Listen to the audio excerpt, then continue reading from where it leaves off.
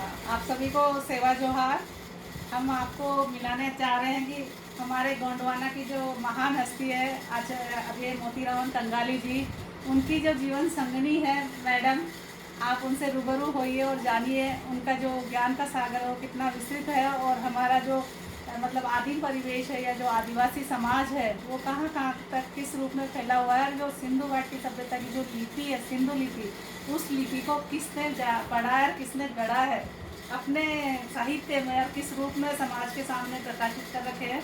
जबकि आपको यहाँ पे स्कूल कॉलेज या विश्वविद्यालय में या बड़े बड़े प्रोफेसर ये नहीं बताएंगे कि सिंधु घाटी सभ्यता की सिंधु लिपि को पढ़ा गया है, लेकिन मैडम आपको सच्चाई से रूबरू करवाएंगी कि वो पढ़ी गई है, लिखी भी गई है, और वो किताबों में अंकित भी है। और आचार्य मोतीराम कंगाली जी उसके बहुत बड़े लेखक रहे हैं, और मैडम उनकी जीवन हस्ताक्षर है, वो अपने मुंह से बताएंगी तो आप सुनिए। मैडम, ये जो मोतीराम कंगाली जी आचार्य जी थे, इन्होंने सिंधु लिपि पे काम किया है, तो इसके बारे में विस्तृत रूप में जानकारी बताइए। ये तो बहुत दिनों से उनका ये था। उन्होंने पहले तो गोंडी भाषा पे ज़्यादा काम किया, गोंडी सांस्कृतिक धरोहर कैसी है जी तो इस पे ये करते करते उनके ध्यान में आया जी कि इससे अब सैंधवी लिपि के कुछ मिलते जुलते हैं। पहले ये होने के बाद में पहले तो उन्होंने जी इसका इसका करके आवाज़ आ रहा है, बताओ क्या? जी एक मिनट। अरे हाँ मैडम, आप बताइए सब। अभी पहले का हो गया ना अपना? हाँ ठीक है। सैंधवी लिपि का गोंडी में उर्दू आता है। यह पुस्तक मोतीराम कंगाली इन्होंने यानी उन्होंने 85 से उनका अध्ययन शुरू था, 1985 में। वो करते करते उनको ये किताब बनाने के लिए 2002 में पब्लिश किए थे। उसका पूरा अध्ययन करके उस कालावधि में गोंडों की सांस्कृतिक धरोहर कैसी है, उनकी धार्मिक मान्यता कैसी है, इनका पूरा जो लोकगीत है प्रचलित, उसका कलेक्शन करके उस पर किताबें बनाई। फिर बाद में ये बनाई, ये किताब का नाम और ये किताब। मतलब पहले गोंडी समाज के साहित्य को कलेक्शन किया हुआ, उसके साथ साथ ये भी चलता रहा, और फिर ये सिंधु लिपि पे ये पुस्तक आई है, सिंधु लिपि में गोंडी में उर्दू वाचन। ये देखिए, ये वो पुस्तक है जो आचार्य मोतीराम कंगाली जी ने लिखी है। मैडम के जीवन साथी रहे हैं सर, और इन्होंने बहुत गहरा अध्ययन किया है, पूरे गोंड समाज की गोंडी भाषा को भी उन्होंने पुनर्जीवित किया है, और बहुत साहित्य का कलेक्शन किया उन्होंने। उनके बहुत सारे ग्रंथ हैं जो गोंडी भाषा पे है, उनकी संस्कृति पे है, पुराने पाठक गीतों पे है, पूरे गोंडवाना पे है। और सिंधु लिपि, सिंधु घाटी सभ्यता की जो सिंधु लिपि है, उस सिंधु लिपि में इन्होंने व्याकरण भी बनाया है, उसका शब्दकोश भी बनाया है, और ये पुस्तक है बहुत सही और आसान तरीके से समझाया है उन्होंने। गोंडी भाषा में भी समझा रखा है, हिंदी भाषा में भी समझा रखा है। इस पुस्तक के बारे में विश्वविद्यालयों में या जनजातीय नाम से या आदिवासियों के नाम से जो राष्ट्रीय अंतर्राष्ट्रीय सम्मेलन होते हैं, उन सम्मेलन में कहीं कोई जो बुद्धिजीवी है, जो प्रोफेसर है, जो वक्ता है, वो जिक्र नहीं करते हैं। तो सोचिए, आदिवासी समाज का जो इतनी बड़ी महान शख्सियत है और आदिवासी समाज का जो अस्तित्व है, उसको किस तरीके से बुद्धिजीवी वर्ग नकारता है। तो मैं आपको बताना चाहूँगी, गोंडी भाषा के जो बड़े साहित्यकार रहे हैं गोंडवाना के, आचार्य मोतीराम कंगाली जी, उन्होंने सिंधु घाटी सभ्यता की सिंधु लिपि को बहुत अच्छे तरीके से समझाया, आसान शब्दावली में समझाया है, और ये किताब बहुत महत्वपूर्ण है, और ये हर आदिवासी के घर में होनी चाहिए, और हर किसी को इसकी जानकारी होनी चाहिए, ताकि हम अपने पुरखों के अस्तित्व को, इतिहास को, उनकी संस्कृति से और उनके मतलब पुराने जो वैभवशाली वर्चस्व था सिंधु घाटी सभ्यता से लेकर हमारी जो मतलब विश्व की सबसे पुरानी पर्वत श्रृंखला अरावली है, या सतपुड़ा है, या नर्मदा है, उन सब नदी घाटियों की जो वहाँ की जो आदिवासियों की जो गण व्यवस्था है, उन सब के बारे में बहुत महीन और बहुत गहन जानकारी आपको देखने को मिलेगी। तो मैडम, मैं आपसे पूछना चाहूँगी कि जैसे सर ने और क्या क्या किया है? यानी उनके द्वारा लिखित किताबें। जी जी हाँ। लिखित किताबों में गोंडी भाषा शब्दकोश। जी हाँ, गोंडी भाषा शब्दकोश में लिखा हुआ है। गोंडी भाषा सीखी है जी और फिर ये सैंधवी लिपि का गोंडी में उद्घाटन आ ही गया है। जी और सबसे उनका बड़ा काम हुआ है जी। पारी उपार लिंगो गोंडी पुण्य दर्शन, जी जी ये नाम के जो है उसमें जो वहाँ के मध्य भारत के जो लोग हैं और खासकर गोंड समुदाय के लोग हैं, जी जी उनका सामाजिक, सांस्कृतिक और धार्मिक ये तीनों विषय का गहन अध्ययन करके वो इसमें उन्होंने वर्णन किया। इनका पारिपार्थिक ऊपर लिंगो जी जी ये जो है ये इनके पहले धर्मगुरु जिन्होंने इनकी गण व्यवस्था बनाए, उन्होंने पारी बनाए, गोत्र व्यवस्था बनाई, गण व्यवस्था, ये लोकतांत्रिक व्यवस्था के जो जनक है वो पारी कुमार लिंगो गुरु रहे हैं। गुरु रहे। जी उनके बारे में पूरा डिटेल और उन्होंने कैसे कैसे अध्ययन किए जी जी और कैसा कैसा इनका ये होते गए प्रगति, जी ये एकदम बहुत पुराने से उन्होंने शुरू किया। जी और बाकी तो बहुत सारी किताबें लिखे, गोंडवाना का सांस्कृतिक इतिहास, यानी करीबन 25 किताब से ज़्यादा उनकी किताबें है। 25 से ज़्यादा ग्रंथ आचार्य मोतीराम कंगाल जी के द्वारा हस्तलिखित है, जो समाज में काफ़ी जो लोग जागरूक हैं उनके पास पहुंच चुके हैं, और जिनके पास जानकारी नहीं पहुंची वो मतलब इस चैनल के माध्यम से या इस वीडियो के माध्यम से आप मंगवा सकते हैं। मैडम के नंबर मैं इसमें दे दूंगी, और प्रकाश सलामी सर है इसके डिस्ट्रीब्यूटर, तो वो आप तक पहुंचाएंगे, उनके नंबर आप तक पहुंचा दिए जाएंगे और बाकी जानकारी मैडम से लेते हैं अभी। तो मैडम, जैसे आदिवासी समाज में मूर्ति पूजा नहीं होता, हमारे जो देवी देवता पुरखा ही माने जाते हैं या प्रकृति मानी जाती है, तो इसका क्या कारण है कि हमारे पुरखा और प्रकृति को ही देवी देवता मानते हैं?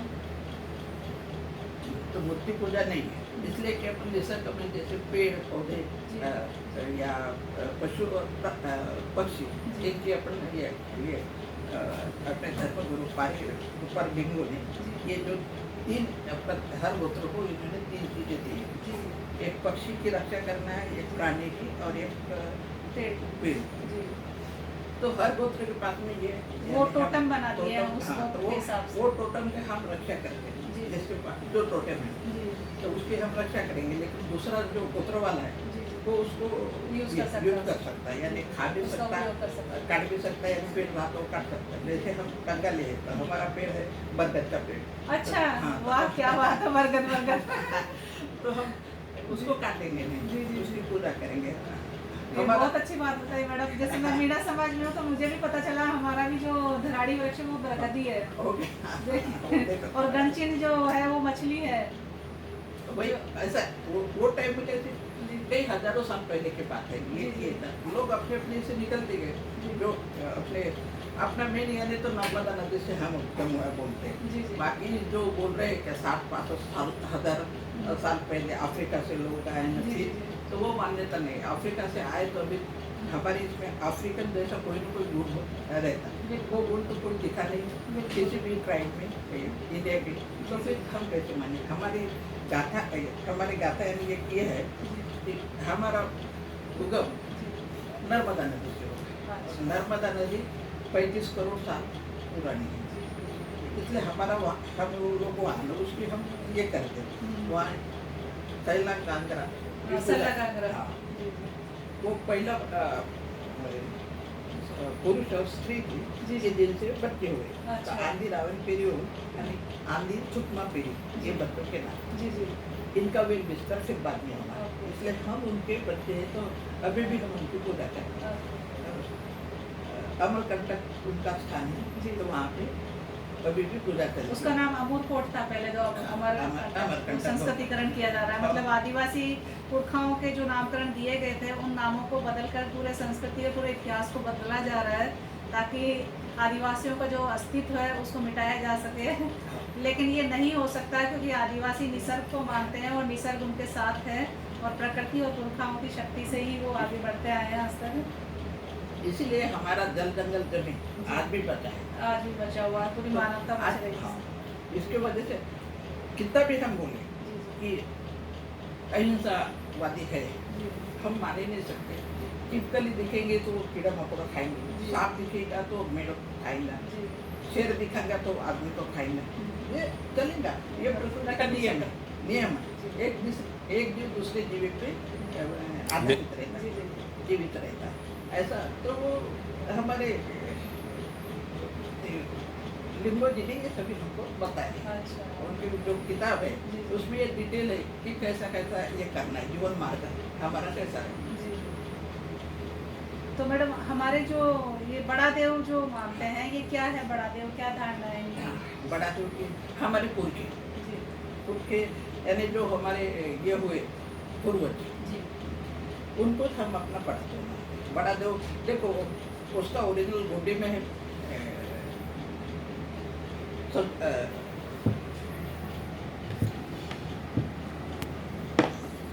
परसा पेन।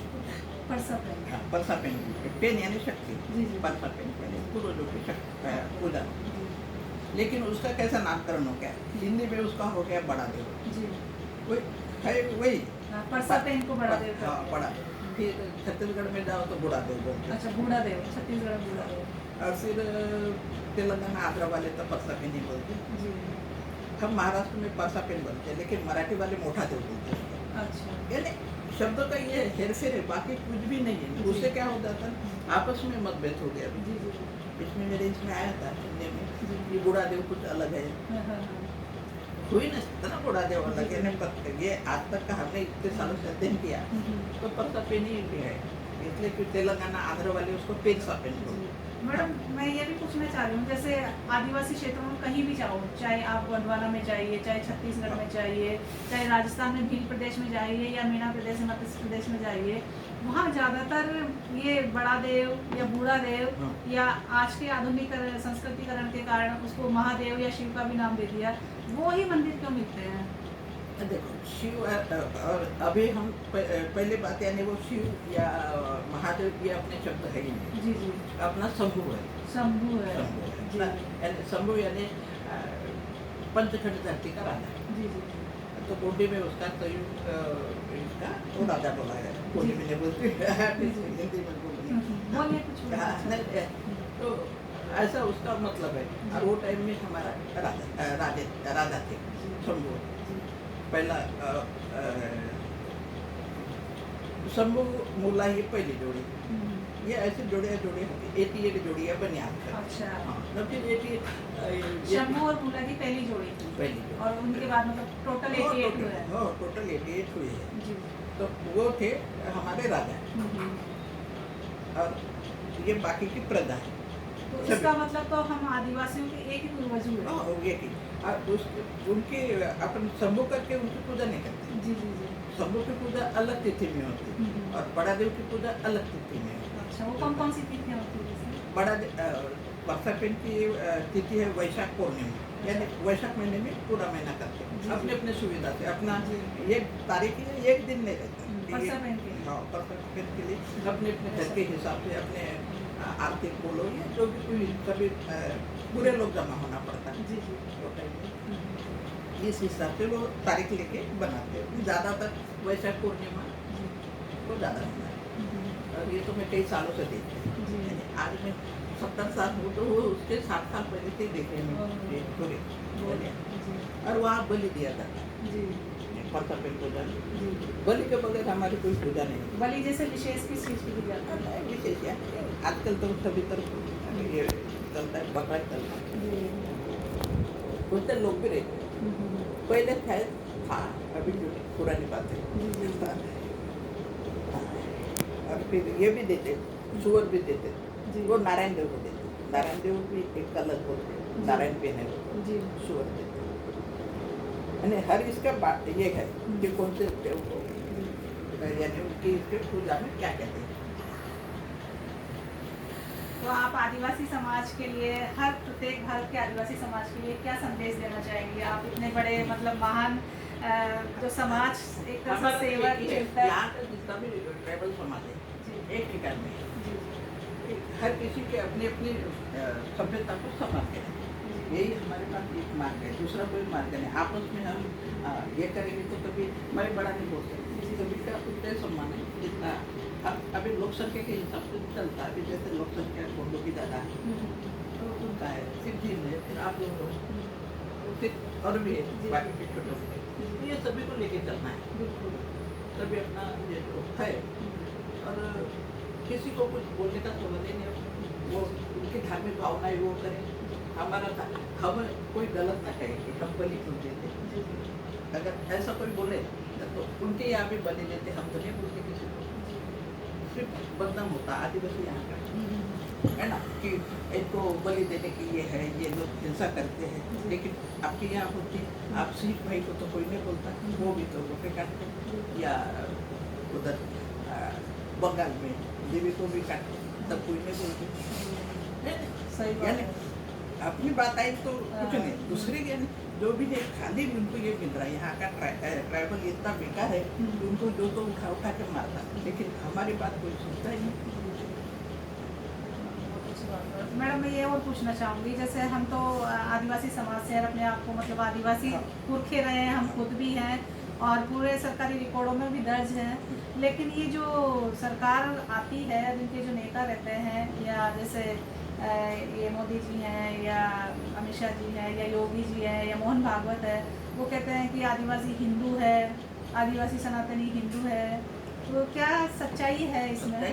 सच्चाई क्या है, तो जब शुरू में जनगणना हुई, जी ब्रिटिश शासन ने जनगणना शुरू की, वो टाइम में उन्होंने देखा कि इनकी रीति रिवाज अलग, इनके व्यवहार अलग, उनके धार्मिक मान्यताएं अलग है, ये सभी अलग है और कुछ अलग है इनमें, इसलिए उनको बाजू में रखा यहाँ का ट्राइब। तो इसीलिए हमें ट्राइबल कॉलम कोड दे रखा था उन्होंने, कभी अबोरिजिनल कभी एनिमल्स कभी ट्राइबल रिलीजन कभी ट्राइब्स के नाम से रहा। 1941 तक ये रहा। जी जी।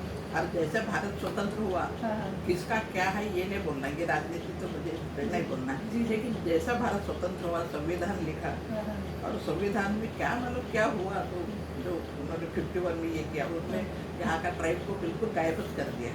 उनकी जनगणना हिंदू में पहले शुरू करी, वहाँ से शुरू होते होते फिर ध्यान में आया अपने लोगों की कुछ तो भी गलत हो रहा है। जी जी कि एक तो जो वर्ण व्यवस्था है, जी।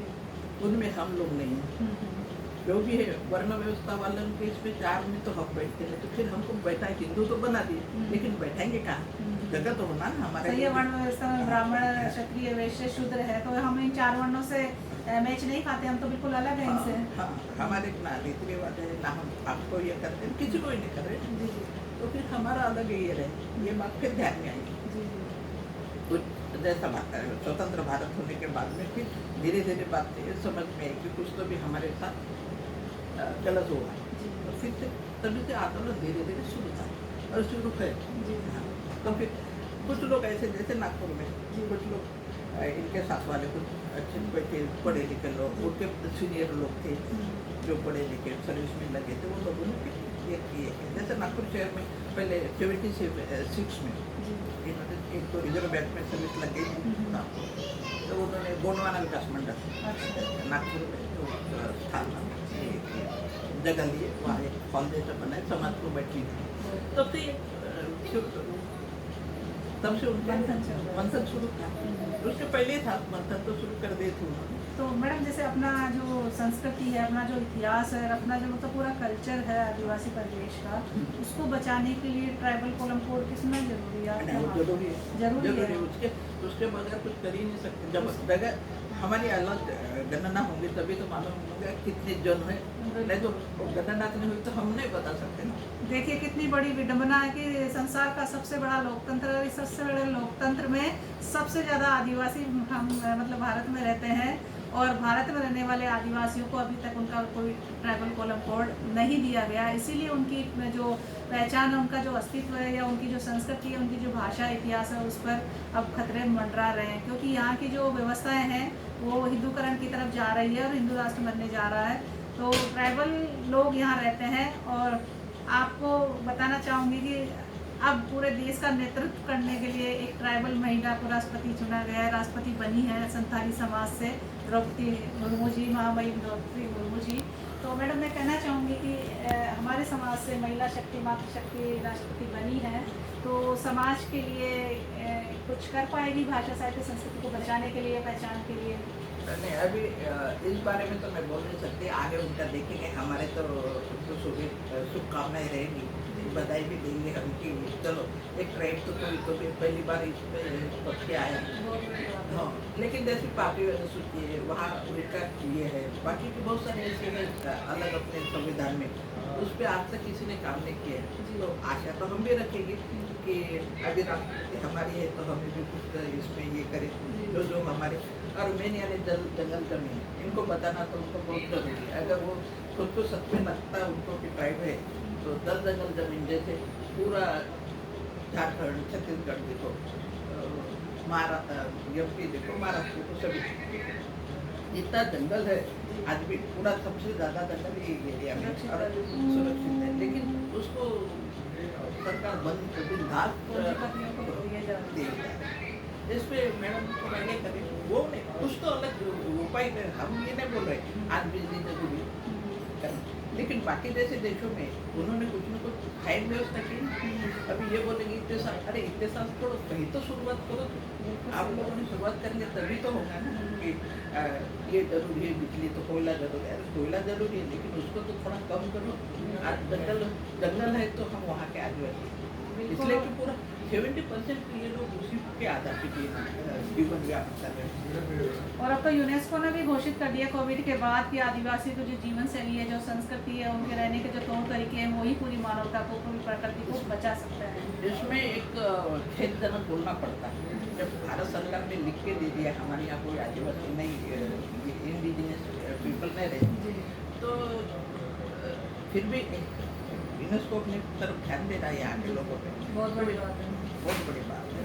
और अभी कैसे 9 अगस्त आ रहा है, 9 अगस्त आ रहा है, तो इसलिए सभी को मेरी इंडिजिनस डे पर सभी को मेरी बधाई और शुभकामनाएं। अच्छे से मनाए सभी, और ये बैनर पे मनाए जैसा ही आपने को बनाया है, बताया उन्होंने यूएन कि इंडिजिनस पीपल बोला है, हम भी इंडिजिनस से समझे।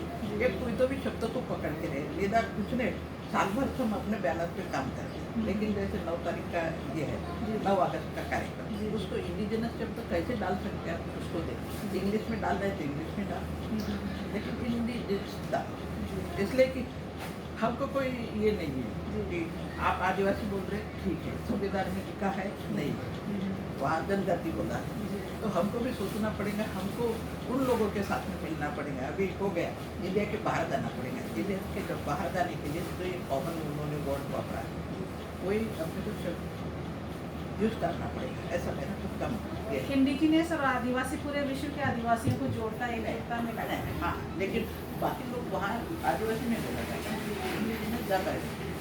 और इंडिजिनस का अर्थ है आदिवासी का नाम, उनको संविधान में जगह दी है। आदिवासी शब्द संविधान में रहता तो हम भी मान्य करते, यानी तो हम तो ऊपर हो गए ना। वो जैसा दलित शब्द है, कहाँ दलित शब्द है, संविधान में दलित नहीं है। इनको दलित और आदिवासी उनके भाषणों के लिए बड़ी अच्छा है, यानी सबसे सुंदर और सोपा है दलित आदिवासी बोले तो खुश हो जाते हैं हमारे लोग। ऐसा नहीं है ना, जो बात है ही नहीं संविधान में उसको लेके उनको खुश मना रहे हैं। बहुत बहुत आभार और अभिनंदन मैडम, आपने मतलब इतना महत्वपूर्ण वक्तव्य दिया, बहुत महत्वपूर्ण जानकारी से रूबरू करवाया, इस बहाने आपसे मुलाकात भी हो पाई। तो आप सभी को सेवा जोहार और विश्व आदिवासी दिवस की बहुत बहुत शुभकामनाएं। और आप सब पूरे देश भर के आदिवासी अपनी भाषा, साहित्य, संस्कृति और इतिहास को सहेजिए और विश्व आदिवासी दिवस को खूब धूमधाम से मनाइए। अपने गांव, शहर, ढाणी जहां भी आप हैं शांतिपूर्ण तरीके से मनाइए और अपनी पहचान को सुरक्षित करते जाइए। जय जोहार, जय आदिवासी।